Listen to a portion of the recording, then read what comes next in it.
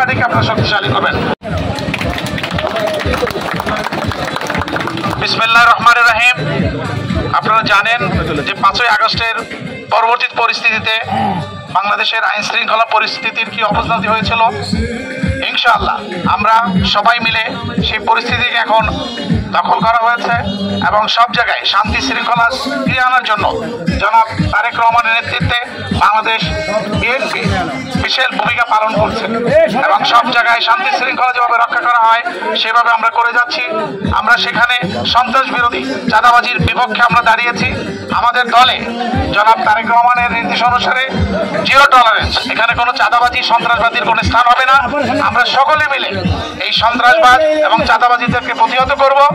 আমরা যেখানেই তাদেরকে পাবো জনাব তারেক রহমানের নির্দেশ মতো তাদেরকে আমরা পুলিশের কাছে হ্যান্ডওভার করব। আমরা সাথে জড়াবো না, আমরা কোনো চাঁদাবাজকে এই দলের সাথে স্থান দেব না।